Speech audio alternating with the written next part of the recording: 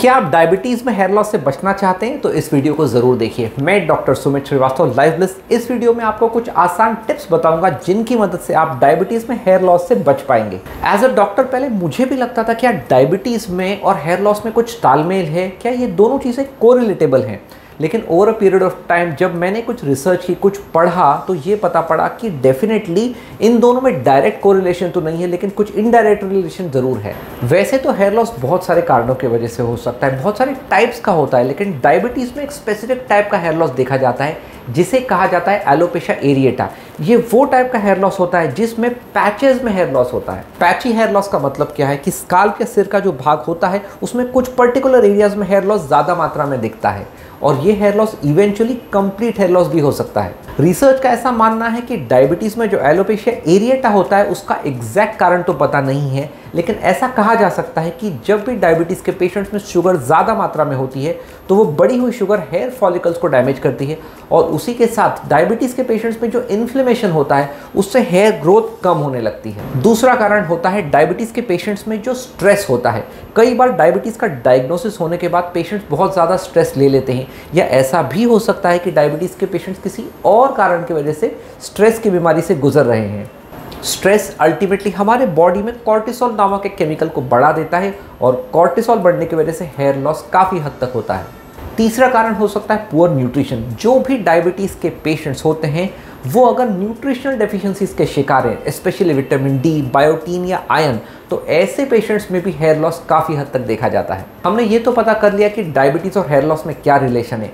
अब पढ़ते हैं वीडियो के असली पार्ट में, जिसमें मैं बताऊंगा कि कौन से आसान टिप्स को फॉलो करके हम इस हेयर लॉस से बच सकते हैं। तो सबसे पहली tip is to keep your sugars well controlled. As obvious as said, जब भी पेशेंट्स अपनी शुगर को टाइट कंट्रोल में रखते हैं वो इन्फ्लेमेशन को भी कंट्रोल में रखते हैं और ऑब्वियसली अपने आप को हेयर लॉस से बचा सकते हैं। Next step is to eat a healthy and balanced diet. सभी डायबिटीज़ पेशेंट्स को ये स्ट्रिक्टली रिकमेंड किया जाता है कि अपने डाइट को एज हेल्दी और एज न्यूट्रिशियस एज पॉसिबल रखें, सो दैट आप आने वाली न्यूट्रिशन से डेफिशिएंसी से भी अपने आप को बचा सकें और हेयर लॉस भी होने ना दें। अच्छे न्यूट्रिशन को ध्यान में रखते हुए lot of green leafy vegetables, fruits, dry fruits, ये सभी चीज़ों का सही मात्रा में सेवन करें। Next step is to stay hydrated. जो भी डायबिटीज़ के पेशेंट्स अपने पानी के इंटेक को सही तरीके से मेंटेन करते हैं उनके स्काल्प को हाइड्रेशन सही तरीके से मिलने लगता है और वो हेयर लॉस से बच सकते हैं। अगली tip is to exercise regularly. जब भी मैं लोगों को कहता हूँ कि आप एक्सरसाइज की मदद से हेयर लॉस को बचा सकते हैं तो उन्हें विश्वास नहीं होता, लेकिन ऐसा रिसर्च बताती है कि जब भी हम एक्सरसाइज करते हैं तो हम अपने बॉडी के कॉर्टिसोल लेवल को कम करने लगते हैं और ये ऑब्वियसली हेयर लॉस कम करने में मदद करता है। Next step is to control your stress. जब भी हम अपने स्ट्रेस को सही तरीके से कंट्रोल में रखते हैं obviously it helps in reducing the hair loss. अब स्ट्रेस को कंट्रोल में रखने के लिए ऐसी कोई ना कोई एक्टिविटी अपनी लाइफ में ज़रूर इनकॉर्पोरेट करें, जो या तो आपकी हॉबी हो या कोई ऐसी चीज़ हो जो आपको मन से खुशी दे। फ्रेंड्स, इसमें एडिशनली आप योगा, डीप ब्रीदिंग, प्राणायाम, इन सभी चीज़ों की मदद ले सकते हैं क्योंकि इन सभी चीज़ों की मदद से हमारा स्ट्रेस कम होता है। अगली tip is to protect your hair from damage. अपने बालों में कोई भी हार्श केमिकल्स का इस्तेमाल न करें, कोई जेंटल शैम्पू या कंडीशनर का इस्तेमाल करें और फीमेल्स को स्पेशली ऐसा कहा जाता है कि वो अपने बाल को बहुत ज़्यादा टाइटली बांध के न रखें सो दैट आपके बाल ज़्यादा टूटे नहीं।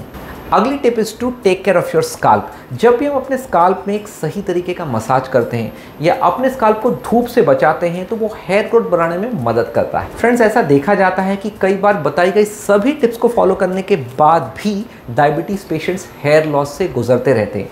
ऐसे वक्त मैं उन्हें यही सलाह देता हूँ कि आप आपके नियर बाय डर्मेटोलॉजिस्ट यानी कि स्किन स्पेशलिस्ट या ट्राइकोलॉजिस्ट जो हेयर के स्पेशलिस्ट होते हैं उनसे जल्द से जल्द कांटेक्ट करें सो दैट वो आपका सही तरीके से इवैल्यूएट करें और आपको बताएं कि कुछ एडिशनल चीज़ें करना ज़रूरी है या नहीं। सो फ्रेंड्स, उम्मीद करते हैं आपको हमारा ये वीडियो पसंद आया होगा। इन अ नटशेल हमने आपको बताने की कोशिश की कि डायबिटीज़ और हेयर लॉस का आपस में क्या रिलेशन है और कैसे कुछ आसान टिप्स को फॉलो करके हम हेयर लॉस से अपने आप को बचा सकते हैं।